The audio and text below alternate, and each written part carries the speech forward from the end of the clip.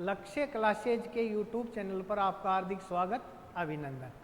तो बेटा आज हम बात कर रहे हैं जो 2024-25 का आज हिंदी कक्षा 10 का अनिवार्य का जो पेपर हुआ है उस पेपर के बारे में थोड़ी चर्चा कर लेते हैं।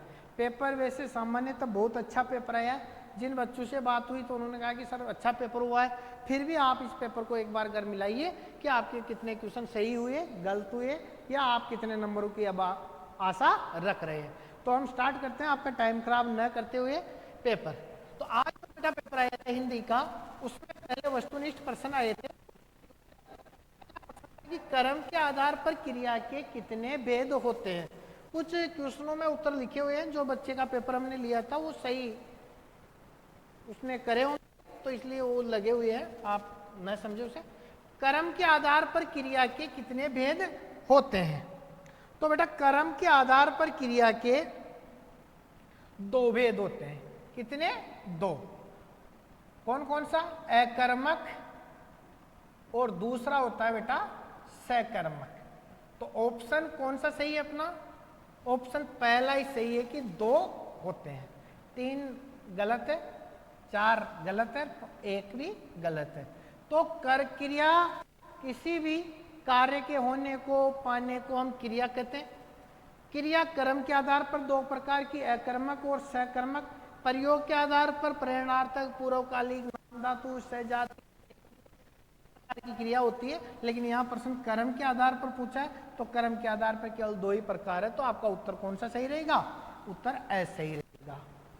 दूसरा क्वेश्चन पूछा बेटा निम्नलिखित में से सर्वनाम है। कुछ उदाहरण दिए हैं कि इनमें से आपको सर्वनाम क्या है। तो इसमें भी वह पहला ही सही है। क्रिया अलग होती है, ताल संज्ञा शब्द है, गति विशेषण शब्द है। तो वह क्या है? सर्वनाम है। कौन सा सर्वनाम है? यह, वह, ये, वे निश्चयवाचक सर्वनाम है। तो वह कौन सा आ जाएगा? निश्चयवाचक सर्वनाम होगा। तीसरा क्वेश्चन, अमीरुद्दीन का जन्म हुआ था। अमीरुद्दीन का जन्म कहां हुआ था? तो ये डुमराव गांव बिहार में। यहां की एक वो आया था पाठ में कि रीढ़ प्रसिद्ध है। कई जगह बेटा इतिहास में ये भी लिखा है कि बंगाल के मेदिनीपुर में, बंगाल में जन्म हुआ था, बाद में डुमराव था। तो वो नहीं है, वो दूसरे वाले अमीरुद्दीन है। अमीरुद्दीन बिस्मिल्लाह खां के बारे में पूछा गया है। डुमराव गांव में रीढ़ यहाँ की प्रसिद्ध है। तो आपका उत्तर कौन सा सही रहेगा? स। अगले क्वेश्चन, बाल गोविंद भगत साहब किसको मानते थे? बाल गोविंद भगत पाठ है, ये साहब किसको मानते थे? तो साहब मानते थे कबीरदास को। तो कबीरदास ऑप्शन बी आपका राइट है। इन्होंने कर रखा है, ये गलत हो गया इसका बच्चे का। स्वयं को नहीं, अपने पुत्र को नहीं, अपनी पतोहू को नहीं। किसको मानते थे? कबीर को। जो भी वो उसके पास होता था वह सबसे पहले अपने कबीर के पास जाते थे और कबीर के वहाँ मठ पे जाते थे, वहाँ चढ़ाते थे। उसके अलावा भजनों को पाठ करते थे। तो बाल गोविंद भगत का पाठ है।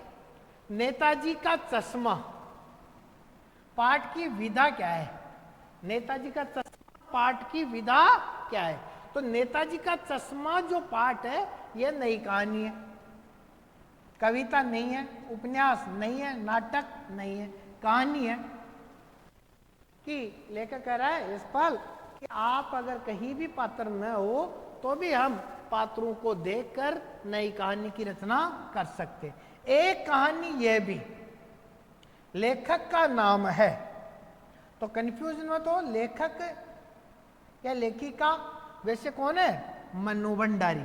तो बहुत से लेखक की वजह से कहीं और उनके दिमाग में चल गया हो। हरिवंश राय बच्चन का 10वीं में कोई पाठ ही नहीं है। गोपाल दास नीरज का भी कोई पाठ नहीं है। मुंशी प्रेमचंद इनका नहीं है। तो फिर कौन सा आ गया? पाठ मन्नू भंडारी का। एक कहानी यह भी। तो वैसे भी आपका उस प्रश्न सही हो सकता था। तीसरा क्वेश्चन, परशुराम आपे से बाहर क्यों हो गए? जब परसों में आए थे, आपे से बाहर, यानी कि गुस्सा क्यों हो गए। कई बार टेस्ट 2 में प्रश्न दिया था कि परशुराम क्रोधित क्यों हो गए। तो क्रोधित होना, गुस्सा होना, आपे से बाहर होना, तीनों बात एक ही है। क्यों हो गए थे? क्योंकि परशुराम अपने को शिव का भक्त कहते थे और शिव धनुष को तोड़ दिया था। उसको देखकर वह क्या हो गए थे? आपे से हो गए थे। अकारण, बिना कारण को कोई गुस्सा नहीं होगा। राजा जनक को देखकर, कहीं राजा जनक का पाठ में नाम ही नहीं आया। राम के मौन रूप को देखकर, तो मौन रूप को देखकर आदमी खुश होता है, नाराज नहीं होता। तो ये भी प्रश्न आपका गलत है। तो यानी कि ऑप्शन कौन सा सही है? शिव धनुष को खंडित देखकर। अगला क्वेश्चन है कि उत्साह कविता में कवि ने संबोधित किसे किया है? उत्साह कविता सूर्यकांत त्रिपाठी निराला की रचना है उत्साह। बादल राग, बादल गरजो, तो किसको लिए कर रहा है? उत्साह कविता किसको संबोधित होती है? बादल को। तो ऑप्शन आपका स राइट है। पथिक को नहीं, स्वयं को भी नहीं, और सूर्य को, ये तीनों की तो कई बात ही नहीं हो रही, पूरे पाठ में नहीं होती, तो इसलिए इनको तो अपन छोड़ते हैं। क्रांति का प्रतीक किसको कहा है? बादल को। सूरदास के काव्य में किस भाषा का बिखरा हुआ रूप है? सूरदास की भाषा कृष्ण भक्त है सूरदास, और कृष्ण भक्तों की ज्यादातर भाषाएं कौन सी मिलती है? ब्रज भाषा ही मिलती है। संस्कृत नहीं है, प्राकृत नहीं है, अवधि नहीं। अवधि तो रामचरितमानस लिखा है अवधि में, तुलसीदास ने। रामचरितमानस तुलसीदास ने लिखा अवधि में, बाकी ब्रज भाषा है। तो ऑप्शन आपका ए सही है। अगला क्वेश्चन, मधुप गुनगुनाकर कह जाता कौन कहानी यह अपनी? उपयुक्त पंक्तियों में अपनी कहानी कौन कह रहा है? मन रूपी भंवरा, मन रूपी भंवरा, मधुप। तो मधुप किसका प्रतिप्रियवाची है? भंवरे का। तुलसीदास का है ही नहीं। तुलसीदास यहाँ क्या लेने आएंगे? ये तो कविता किसकी है? जयशंकर प्रसाद की है, तो ये तो बिना काम ही दे दिया। चिड़िया, चिड़िया हरिवंश राय बच्चन की 12वीं में आती है ना। और पुष्प, पुष्प की विलासा भी नहीं है। तो उत्तर आपका कौन सा है? भंवरा, मन रूपी भंवरा। भोलानाथ का असली नाम क्या था? तारकेश्वर नाथ। कौन सा? Option B. तो भोलानाथ का असली नाम क्या था? तारकेश्वर नाथ। मैं क्यों लिखता हूं? पाठ के लेखक आगे निराला का बादल राग है, जयशंकर प्रसाद का आत्म कहते हैं, सुमित्रा नंदन पंत इसका कोई पाठ नहीं 10वीं। तो अज्ञे कौन सा हो गया?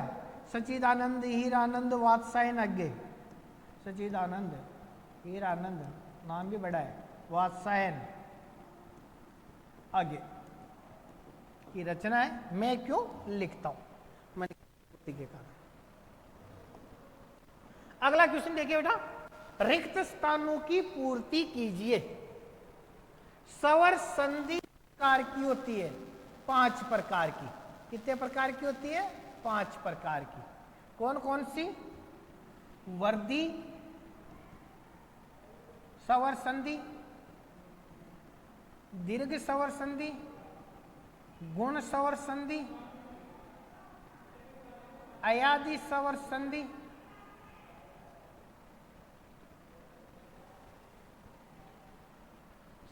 स्वर संधि 5 प्रकार की थी। दीर्घ स्वर संधि, वर्दी स्वर संधि, गुण स्वर संधि, अयादि स्वर संधि और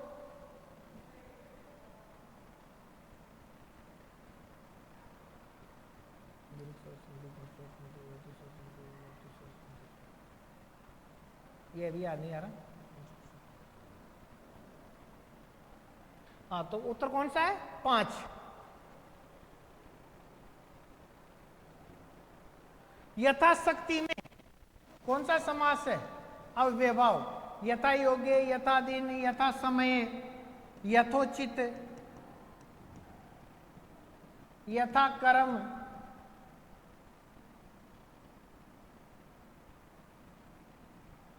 और यण स्वर संधि। थोड़ा तो दीर्घ स्वर संधि, गुण स्वर संधि, वर्दी स्वर संधि, अयादि स्वर संधि, ये 5 प्रकार होते हैं। यण थोड़ा दिमाग से निकल रहा था। यथाशक्ति में कौन सा समास होता है? अव्ययभाव समास होता है। विदेश शब्द में उपसर्ग है वी, उपसर्ग है, देश मूल शब्द है, तो उपसर्ग कौन सा है? वे विशेषण जो किसी पदार्थ की निश्चित या अनिश्चित मात्रा, परिमाण, नापतोल आदि का बोध कराते हैं, उन्हें हम क्या कहते हैं? परिमाणवाचक विशेषण कहते हैं। किसी भाव, अवस्था, गुण अथवा दशा के नाम को, भाव, अवस्था, गुण अथवा दशा के नाम को भाववाचक संज्ञा कहते हैं। पालनहार शब्द में हार प्रत्यय है। कौन सा प्रत्यय है? हार प्रत्यय है। तो वापस ऑप्शन देख लीजिएगा। रिक्त स्थान में स्वर संधि 5 प्रकार की होती है। वर्धी स्वर संधि, दीर्घ स्वर संधि, गुण स्वर संधि, अयादि स्वर संधि, यण स्वर संधि। यथाशक्ति में अव्ययभाव समास है। विदेश में वी उपसर्ग है। वे विशेषण जो किसी पदार्थ की निश्चित या अनिश्चित मात्रा, परिमाण, मापतोल आदि का बोध कराते हैं, उन्हें परिमाणवाचक विशेषण कहते हैं। किसी भाव, अवस्था, गुण अथवा दशा के नाम को भाववाचक संज्ञा कहते हैं। पालनहार शब्द में हार प्रत्यय है। तो ये आपके 5 रिक्त स्थान वाले क्वेश्चन थे, 5 सही होने चाहिए। अब आता है अगला क्वेश्चन की तरह पठित गद्यांश को पढ़कर प्रश्नों के उत्तर पुस्तिका में लिखिए। तो गद्यांश को पढ़कर तो आराम से सावधानी से गद्यांश को 1 नहीं 2 बार आप पढ़िए और फिर इन प्रश्नों के उत्तर दीजिए कि ऋतु के अनुसार त्योहारों का समावेश किया जाता है। भारत में हर 2 महीने बाद ऋतु परिवर्तन होता है। वसंत के त्योहार में उद्यान और उपवनों में वृक्ष, लता, गुलमों को देखकर किसका मन मयूर नाच नहीं उठता? मयूर यानी मोर। पीले सरसों के फूल, लाल टेसू के फूलों की छटा किसे आकर्षित नहीं करेगी? समाहित। वर्षा ऋतु भी कम मनमोहक नहीं होती। वर्षा ऋतु में तीज, नागपंचमी और रक्षाबंधन के त्योहार खूब धूमधाम से मनाए जाते हैं। वर्षा की रिमझिम में तीज का त्योहार नारी मन को उद्वेलित किए बिना नहीं रहता। वे सुख सौभाग्य की कामना करते हुए यह त्योहार मनाती है। रक्षाबंधन भाई बहन के अटूट प्रेम का प्रतीक है।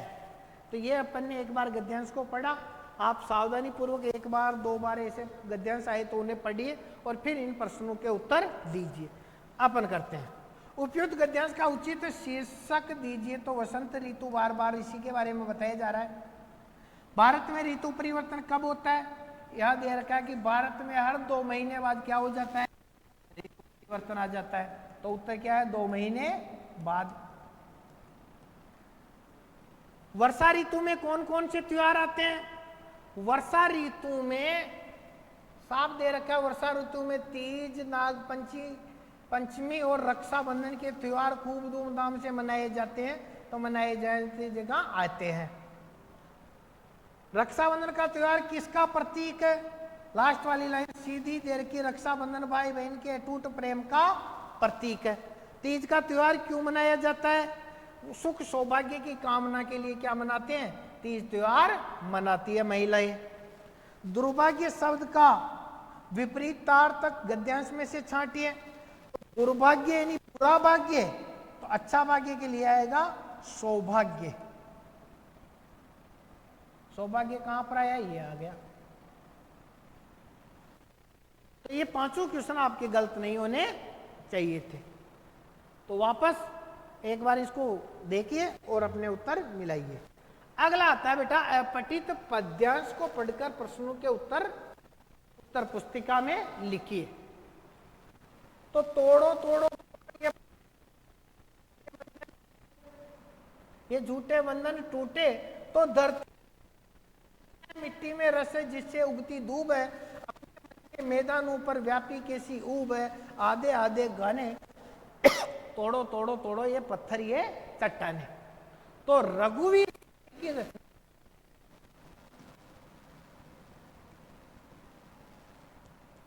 तोड़ो तोड़ो। उपयुक्त पद्यांश का उचित शीर्षक कविता का नाम ही क्या है? तोड़ो। कवि क्या तोड़ने की बात कर रहा है? सामाजिक बंधन। सामाजिक बंधन व्यक्तियों को आगे बढ़ने से रोकते हैं। तो कवि चाहता है कि इन सामाजिक बंधनों को आप तोड़िए और अपने जीवन को लक्ष्य तक पहुंचाइए। कवि पत्थर और चट्टाने तोड़ने की क्यों बात कर रहा है? लक्ष्य प्राप्ति के लिए इनको तोड़ना आवश्यक है। प्रतीक है ये पत्थर और चट्टाने कि किसी रास्ते को बनाने के लिए पत्थर चट्टाने तोड़ते हैं।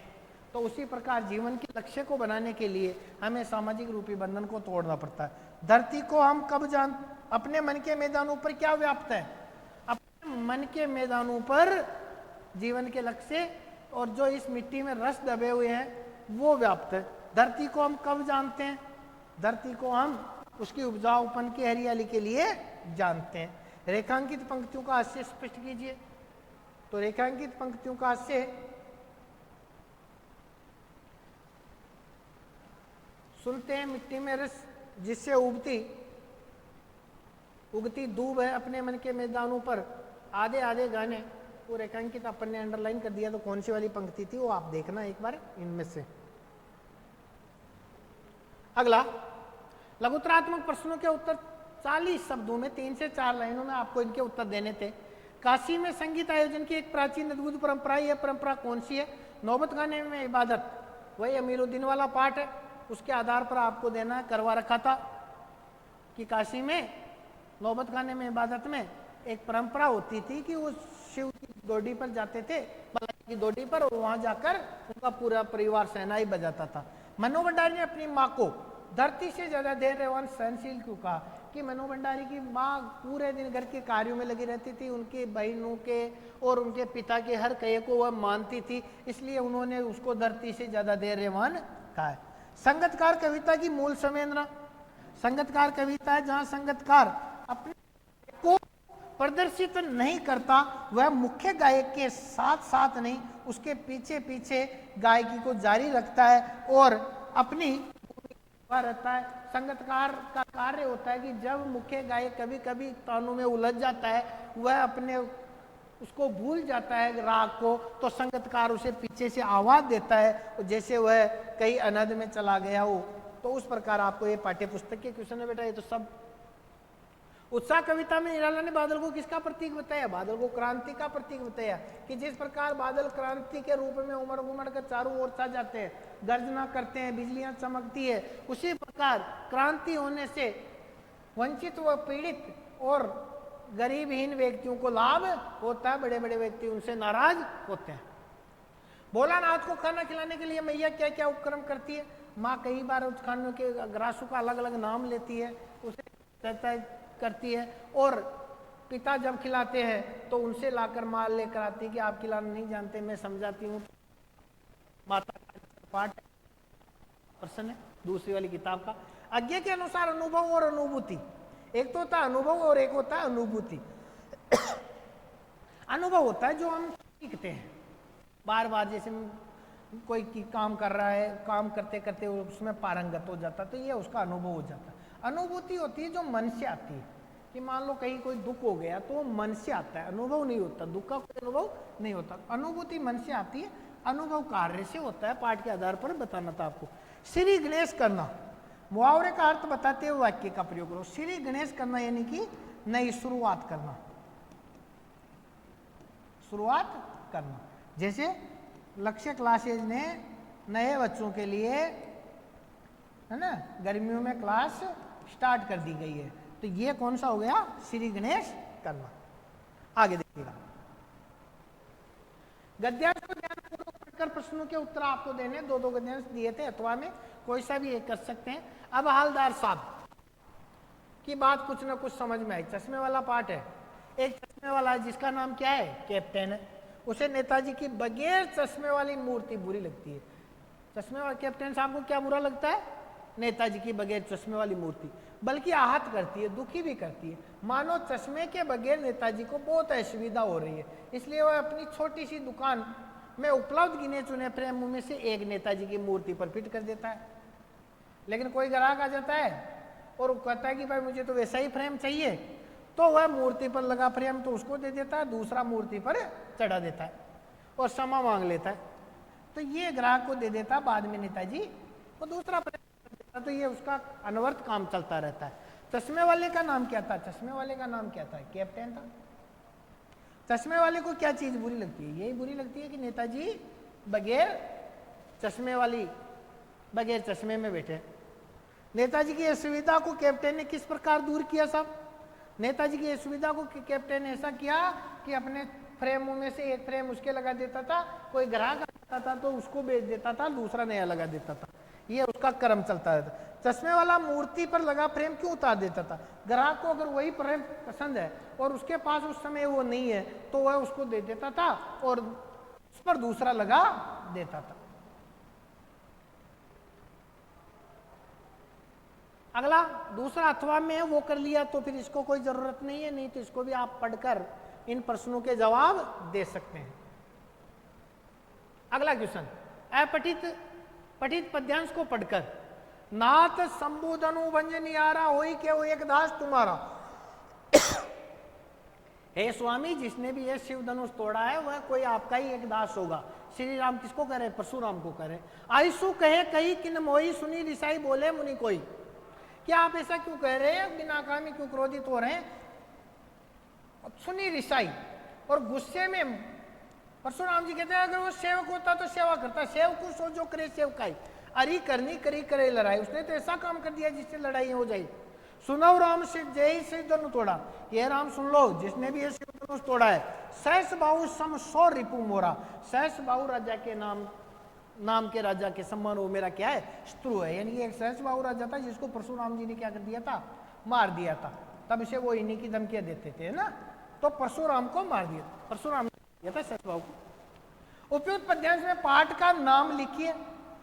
पाठ का नाम राम लक्ष्मण परशुराम संवाद। राम लक्ष्मण परशुराम संवाद। सेवक का क्या कार्य? सेवक का कार्य सेवा करना।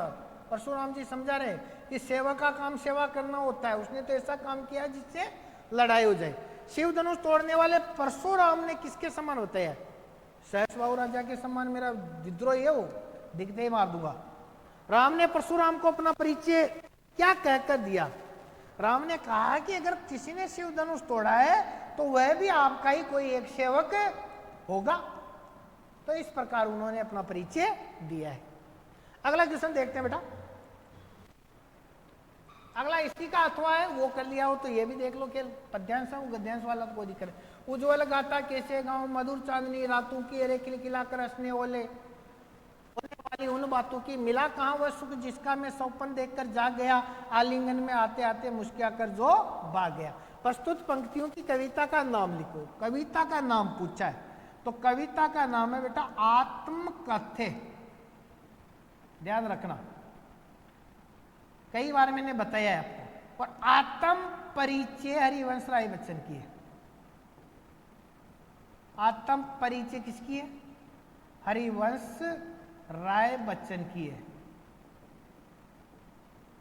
और आत्म कथे किसकी है? जयशंकर प्रसाद की है। कवि क्या गाने में असमर्थ है? कवि अपने सुख रूपी उज्जवल गाथा गाने में क्या है? असमर्थ है। कवि क्यों जा गया? कवि के जीवन में कभी सुख ही नहीं आया, और सब सुख आया था उससे पहले वह जा गया। कवि को क्या नहीं मिला? कवि को जीवन में सुख प्राप्त नहीं हुआ है, जिसे वो बताना चाहे।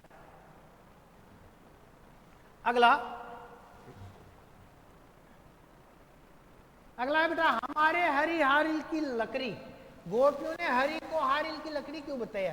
गोपियों ने कहा कि जिस प्रकार हारिल पक्षी एक लकड़ी को मन से, कर्म से, वचन से पकड़ता है, उसी प्रकार हमने भी श्री कृष्ण को पकड़ लिया है और अब हम इस भक्ति को छोड़ नहीं सकते। दंतुरित मुस्कान नागार्जुन की है। कविता का सारांश अपने शब्दों में लिखिए। दंतुरित मुस्कान में जब कवि नागार्जुन हमेशा बाहर पलायनवर्ती में रहते हैं, जब वो घर आए तो उनको अपने छोटे बच्चों की मुस्कान को देखकर वह एक रचना लिखते हैं। उसी का पूरा सारांश इन्होंने आपको पूछा है, 3 नंबर का है, पूरा लिखिएगा।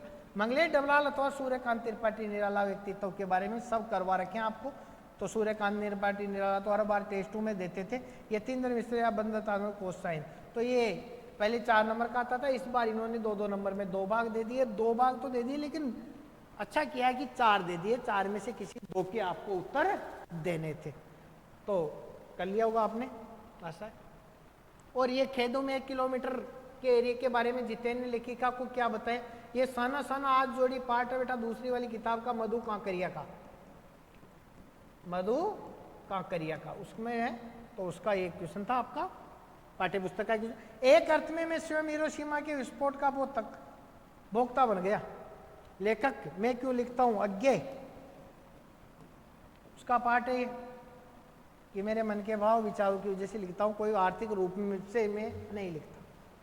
17 निबंध देना था, निबंध 4 दे रखे। विद्यार्थी जीवन में अनुशासन, स्वतंत्रता के 70 वर्ष में हमने क्या तो को यार क्या पाया, और सैनिक शिक्षा की आवश्यकता, और यदि मैं देश का प्रधानमंत्री होता। तो तीनों निबंध आपके बहुत अच्छे हैं, कोई एक कर देते हैं अगर आपको ये यहाँ थोड़ा दिक्कत है राजनीतिक है। बाकी विद्यार्थी जीवन आपके जीवन के बारे में था। प्रधानमंत्री आप होते तो क्या करते, महत्व दायित्व अधिकार है, क्यों बनना चाहते हो, और ये है। तो ज़्यादा कोई कठिन निबंध इस बार आपको दिया। अब आते हैं अपन लास्ट में, स्वयं को राजकीय माध्यमिक विद्यालय पटना का छात्र नरेंद्र मानना है और अपने प्रधानाचार्य को शैक्षिक वर्णन हेतु एक प्रार्थना पत्र लिखना है। तो आप लिख सकते हैं सेवा में श्रीमान प्रधानाचार्य महोदय राजकीय उच्च माध्यमिक विद्यालय पटना विशेष शैक्षिक भ्रमण पर ले जाने हेतु, है ना महोदय, उपरोक्त विषयांतर्गत निवेदन है कि हमारी, है ना, प्रथम द्वितीय तृतीय टेस्ट और अर्धवार्षिक परीक्षाएं संपन्न हो गई है। अभी वर्तमान में छुट्टियों के दिन चल रहे हैं। सभी आसपास के विद्यालयों से बाहर शैक्षिक भ्रमण की टीमें जा चुकी है। हमारे विद्यालय से भी आप एक शैक्षिक भ्रमण का कार्यक्रम बनाइए और हमें वहां पर लेकर चलिए वगैरह लिख लेना। स्वयं को लखनऊ निवासी वंदिता मानते हो, अपने मित्र दिल्ली, दोनों में से एक करना है, पत्र लिखना है कि अवकाश में आप आओ, लखनऊ भ्रमण आओ। एक तो भ्रमण पर ले जाने के लिए लिख रहा है, एक आपको भ्रमण के लिए अपने मित्र को बुलाने के लिए कह रहा है। दूसरा, स्वयं को मथुरा निवासी सुरेश मानते हुए अपनी पुरानी साइकिल बेचने अब तो एक विज्ञापन लिखना था भाई कि आपके पास एक साइकिल पड़ी हुई है उसको बेचो। तो एक साइकिल का चित्र भी बना सकते थे और कर सकते। नगर निगम हरिद्वार की ओर से प्रति जागरूकता उत्तर, तो ये दोनों में से आप कोई सा भी एक कर सकते थे, 4 नंबर का है। तो आशा करते हैं आपका पेपर बहुत ही अच्छा हुआ होगा। आप पेपर को मिलाइए और जो आपके बाकी पेपर है उनकी बेहतर तैयारी कीजिएगा। लक्ष्य क्लासेज हमेशा आपके साथ खड़ा है। धन्यवाद।